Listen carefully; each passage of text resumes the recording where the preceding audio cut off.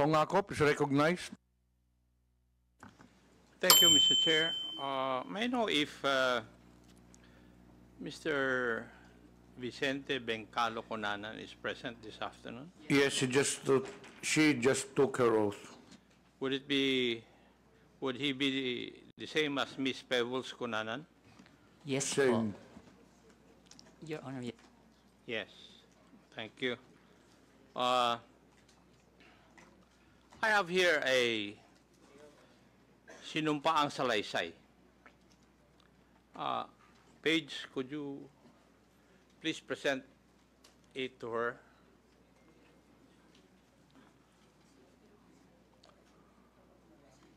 Would that be your affidavit?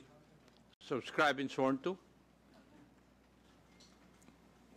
Pakitignan yung dokumento na binigay po sa inyo. Yung po ba ay affidavit po ninyo? At pirma nyo po ba yun na andyan? Mr. Chair, yes po. Thank you. Page, pwede bang?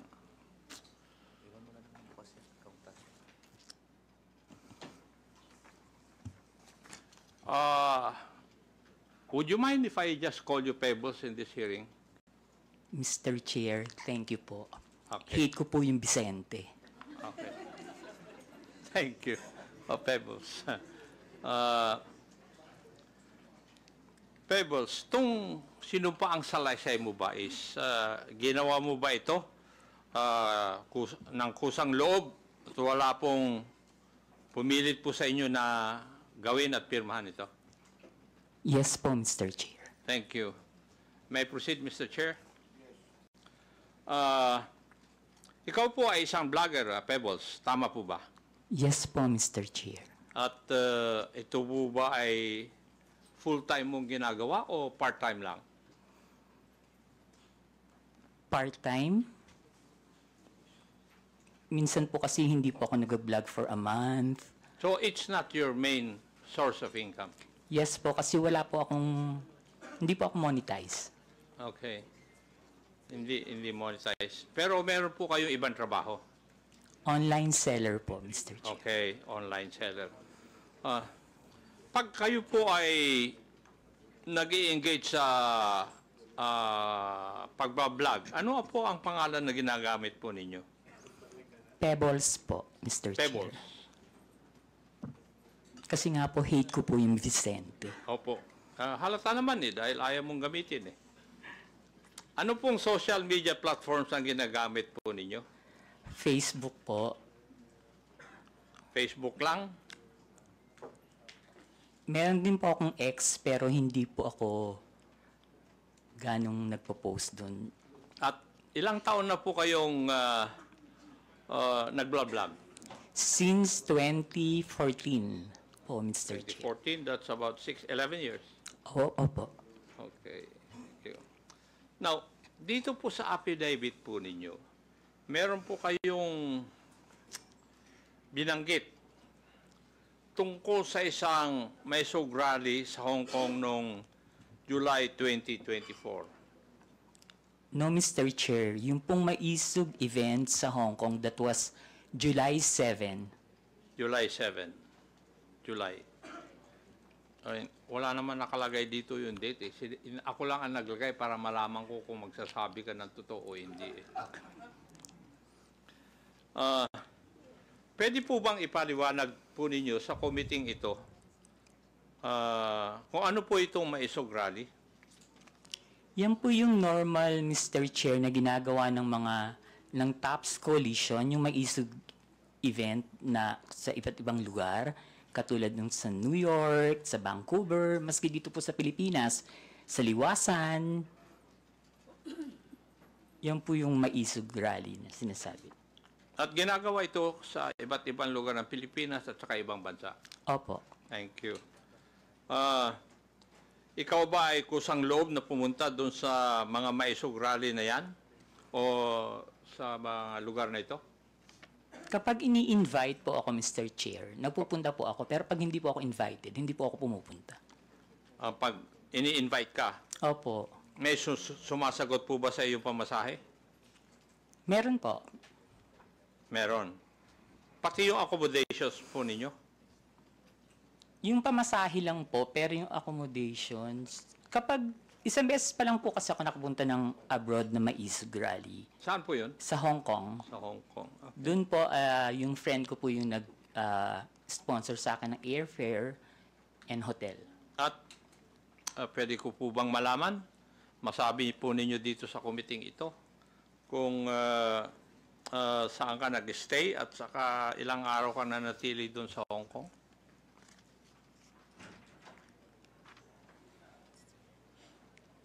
July 7 po, ginawa yung event. July 6, 7, and 8 po. July 6, 7, and 8 po ako nag-stay. Pero yung pangalan po ng hotel, nakalimutan ko na po. Okay, thank you. Bakit po kayo naimbita sa private dinner na sinasabi mo na naganap noong July 7, 2024? Hindi po, Mr. Chair. Meron pong dinner Naimbita po ng kayo? lahat ng naging speaker dun sa event. So, naging speaker kayo doon? Yes po. Okay. Pwede po bang sabihin nyo sa committee ito? Sino ang nag-imbita po sa inyo sa event na ito? Actually, Mr. Chair, nung pagtapos ng event, tapos nakatayo na po lahat ng mga tao, nagpapapicture yung mga umattend, yung mga followers.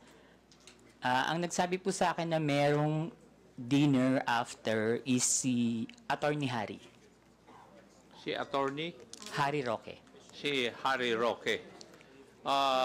Siya rin ba nag-imbita na lumawak ka doon? Hindi po, yung pong organizer ng Maisog Hong Kong. Yung nag-organizer ng Hong Kong Maisog Rally. Sa tingin mo, ano po ang dahilan bakit ka inimbita doon?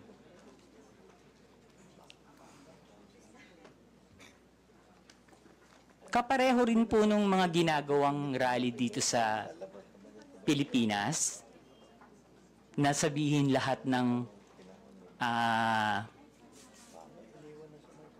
ginagawa ng gobyerno na hindi namin gusto kasi that time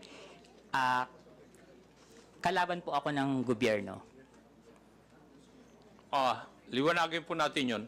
Kalaban ka ng gobyerno? Ano Opo. po ang ibig sabihin po ninyo sa ano po? kalaban ka ng gobyerno? Mr. Chair, Kayo po ba ay critic ng gobyerno? Yes po, kritiko yun. po ako. Kasi Opo, malawak kritiko po yung po ako. sinasabi po nyo na kalaban ka ng gobyerno. sorry, kritiko po ako ng gobyerno. Kritiko ka ng gobyerno. Okay. Meron akong meron pong binabanggit sa iyong affidavit na pagkatapos ng nangyaring Maisog Rally sa Hong Kong, ikaw ay naimbita na dumalo sa isang pribadong dinner kasama ng mga iba pro-Duterte vloggers at personalities. Meron akong ipapakitang litratong ito sa screen. Pakisagot lang pakisabi lang kung ito po ang sinasabi po ninyong dinner na nangyari. Yes po, Mr. Chair. Comsec, please flash the photo on the screen.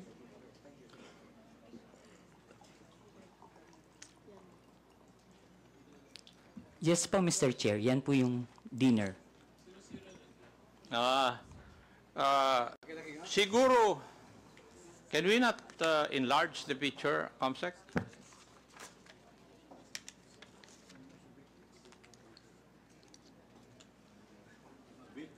Okay. Thank you.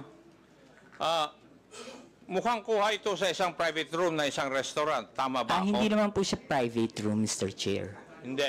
So open. Function room. Hindi po, open po siya.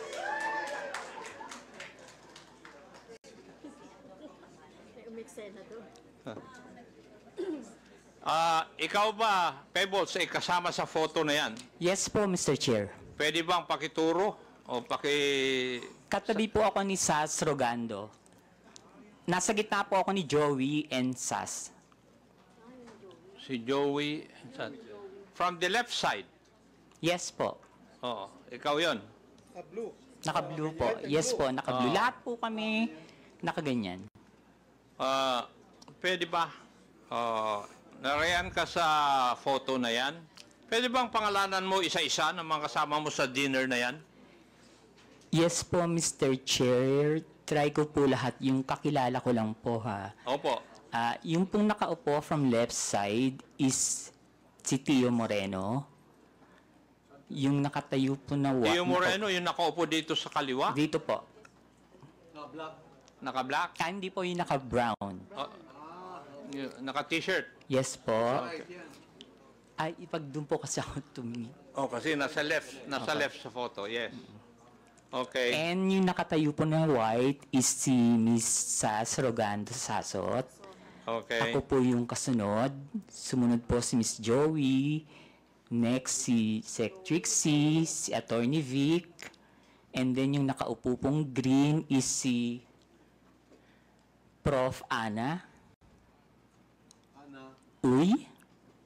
Okay. Yung naka-red, hindi ko po kilala. Yung katabi po ng naka-red, si Attorney Harry Roque. Yung nakatayo pong naka-black, si Daniel Long.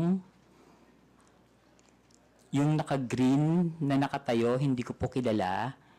Yung katabi ng naka-green, si Pam. Yung katabi ni Pam, hindi ko po kilala. And then yung pong nakaupo sa right, si Mr. Abines. Yung katabi ni Mr. Abines, hindi ko po kilala. Then si Attorney Glenn Chong and si Doc Badoy.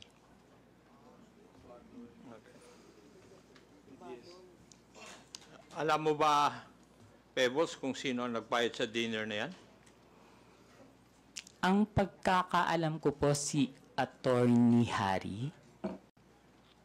Attorney Harry Roque. Okay. Punta na tayo doon sa laman ng iyong affidavit.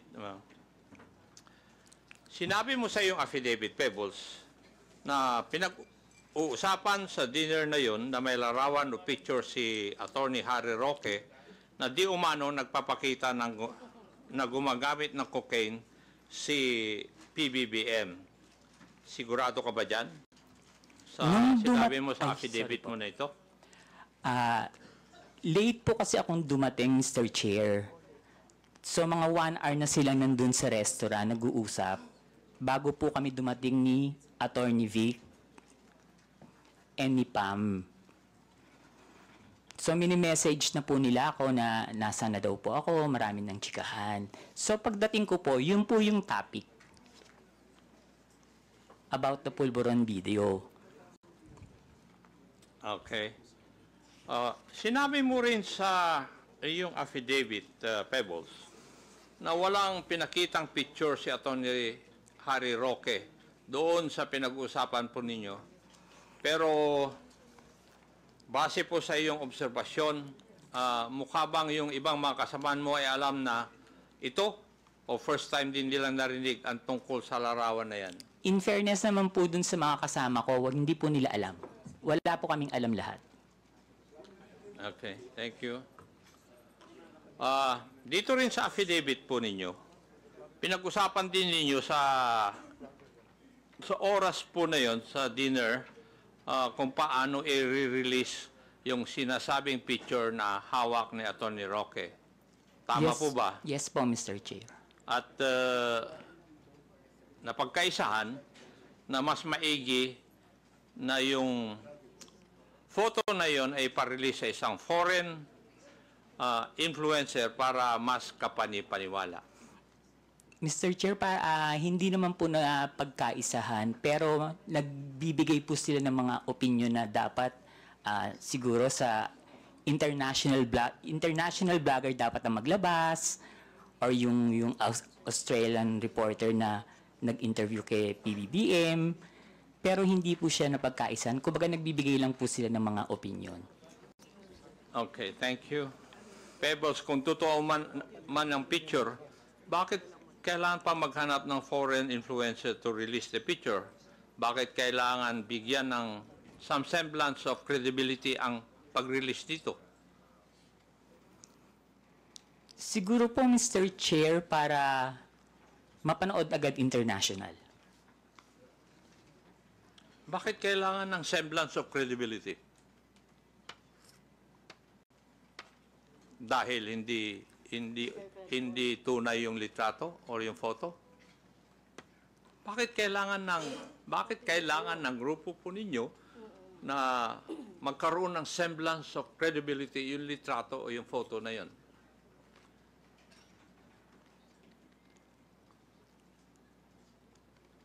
Hindi ko po... Kasi that time po, Mr. Chair, nakikinig lang po ako. Hindi po ako nagbibigay ng opinion na ilabas ng international vlogger. Nakikinig lang po ako sa kanila. Wala po akong binigay na opinion na, ay, oo, sige, ilabas mo. Dapat ilabas siya ni ganito. Dapat ilabas siya ni ganyan. Hindi po ba, Pebbles, having in this business for 11 years, kung kailangan bigyan ng credibility sa isang bagay, yun ay dahil yung isang bagay na yun ay alanganin. Yung bang pwedeng hindi totoo? Yes po, Mr. Dahil Chair. kung totoo yun, hindi nyo na kailangan na bigyan ng credence o credibility.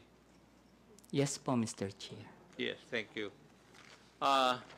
Sa iyong obserbasyon, Pebbles, sino ang nangunguna sa diskusyon nung oras po na yun? Mr. Chair, si Attorney Harry Roque po. Si Attorney Harry Roque. Now,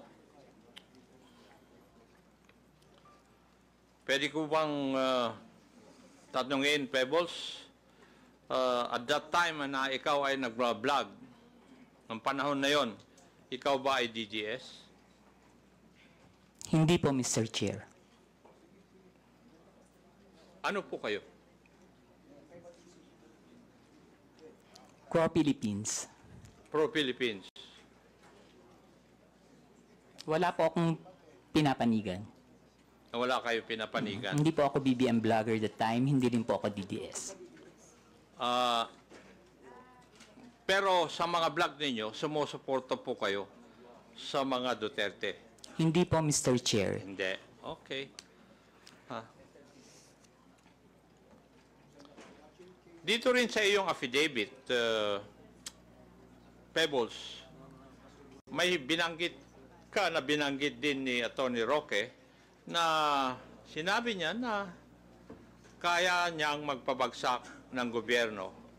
Tama rin po ba ang pagkabasa ko dito sa affidavit po ninyo? Yes po, Mr. Chair. Ang exactly sinabi niya dyan is nagkamali sila, magaling akong magbagsak ng gobyerno. Aha. Oh. Sa tingin mo, kaya po ba niya talaga? Mr. Chair, hindi po, kasi nagtatago po siya ngayon eh. Tama. Meron. Yung,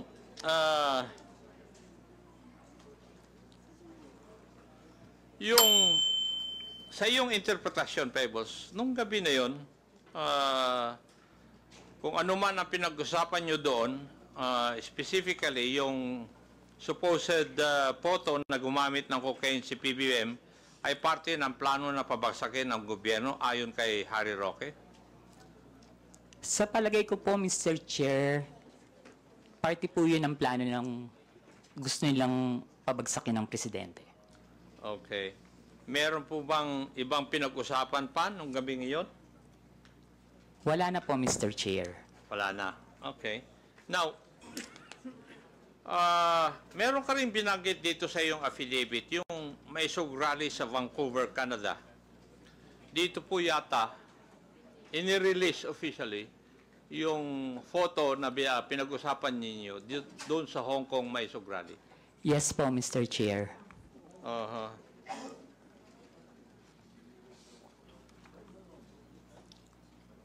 Comsec, paki-plus po ang video clip na nagpapakita ng pag-release ng Pulveron video sa rally sa Vancouver.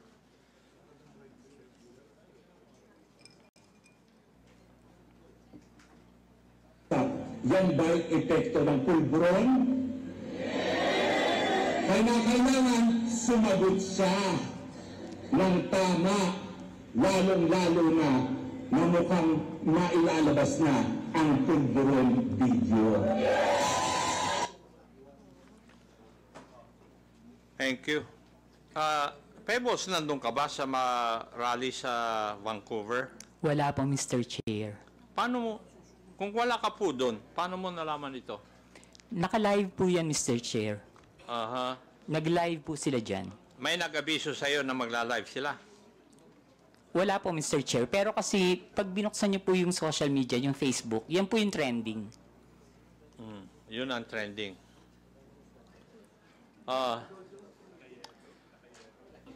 Pebbles, mapapansin sa isang video na si Atty. Roque mismo ang nasa entablado at nangunguna sa rally. Tama. Yes po, Mr. Chair. Siya rin ang nagbibigay ng pahayag sa harap ng mga tao, kaya masasabi ba natin na aktibo siyang bahagi ng event na ito? Yes po, Mr. Chair. So, malinaw na si Atty. Roque ang isa sa mga pangunahing personalidad sa rally kung saan inilabas ang pulburon video. Yes po, Mr. Chair. At base sa video, siya mismo ang nasa sentro ng kaganapan. Tama rin. Yes po, Mr. Chair. Ngayon, ayon din dito sa iyong sinupang salaysay, isa sa mga dumalo sa Vancouver Maisog Rally ay si Maharlika. Yes po, Mr. Chair. Pwede po bang sabihin mo kung sino itong si Maharlika? Si Maharlika po yung isang vlogger niya taga-US. Taga-US. Ayon din dito sa iyong salaysay, parang alam na ni Maharlika ang nilalaman ng video bago pa ito may sa publiko. Bakit po ninyo nasabi ito? Paulit po, Mr. Chair. Ayon dito sa iyong salaysay din, parang alam ni Maharlika ang nilalaman ng video bago pa man ito may sa publiko. Yes po, Mr. Chair. Ano po ang basehan ninyo? Kasi noon pa po niya sinasabi na may video. Okay. Ayon sa iyong affidavit, sinabi mong nagpadala sa iyo ng mensahe si Maharlika bago pa man lumabas sa video na tinaguri ang pulburon video. Tama rin po ba? Yes po, Mr. Chair. Ano po yung nilalaman ng mensahe sa iyo?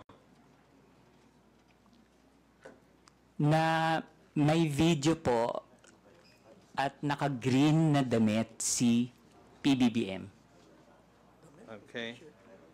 At sinabi mo rin sa iyong affidavit, hinikayat ka ni Maharlika, nasakyan mo ang ilalabas na video.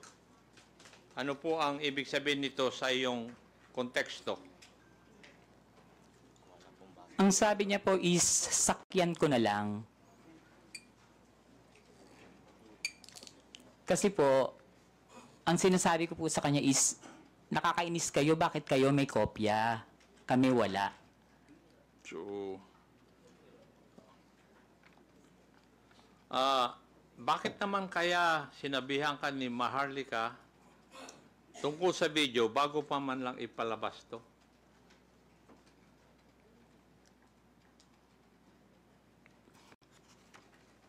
Hindi ko po alam, Mr. Chair. Kasi po, sa totoo lang po, Mr. Chair, si Maharlika, kaibigan ko po yan, pero kahit kaibigan ko siya at meron siya mga issues, hindi po siya nagsasabi sa akin kung sino yung mga puting ahas niya.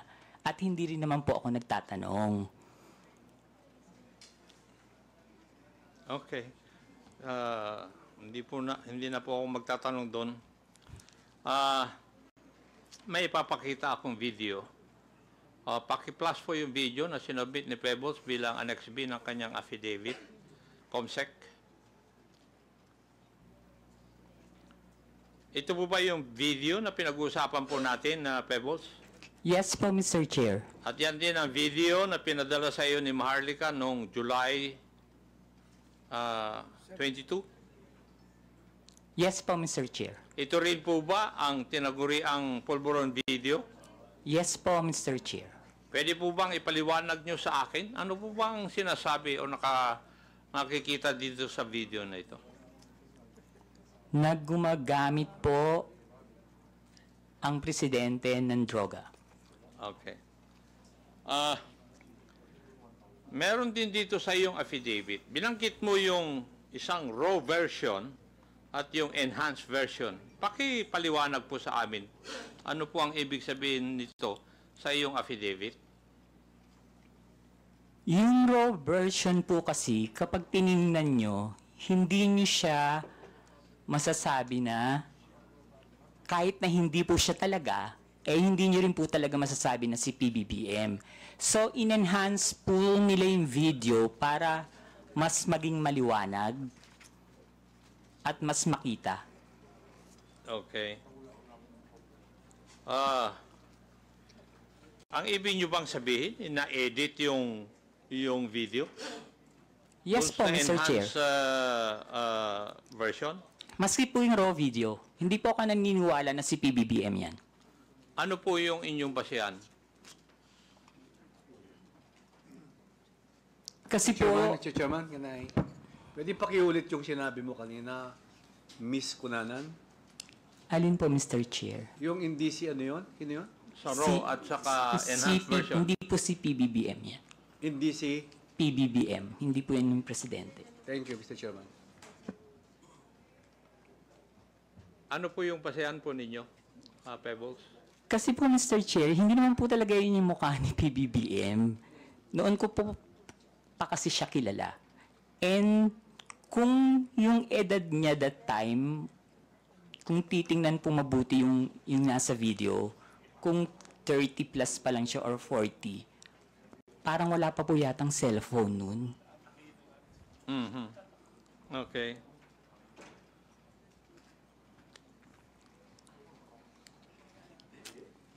So, sa tingin mo, Pebbles, merong sinadyang alteration sa video upang manipulahin at ang itsura ng taong nasa eksena. Yes po, Mr. Chair. Yun. Ibig sabihin, lumalabas na planado ang pagpapakalat ng video para makapanira kay PBBM. Tama po. Yes po, Mr. Chair. At ayon sa iyo, si Harry Roque ang may pakanan dito. Yes po, Mr. Chair. Pero hindi lamang si Attorney Roque ang high official na nasa meeting na yon. Tama po ba? Yun sa Hong Kong po, Mr. Chair. Yes. Politician po ba? Yes po, Mr. Chair. Yes. Okay. Huling katanungan, Pebbles. At sana masagot mo ito. Bakit ka nagsasalita ngayon at bakit ka pumirma ng isang affidavit? Para itama po ang mali. Para itama. Okay. Thank you, Mr. Chair. I would just like to manifest that yung Polvoron video, according to the Philippine National Police Cybercrime Office and National Bureau of Investigation,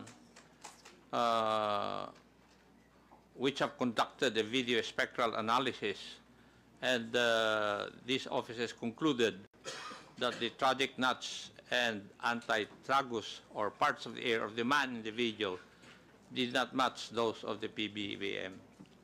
And there were also independent fact-checking organizations which conducted verification, conducting deepfake analysis insofar as the video is concerned, and all confirmed na hindi po si PBBM na sa video. Thank you at maraming salamat, Mr. Chair. Thank you, Pebbles. Thank you po, Mr. Chair. Mr. Chairman.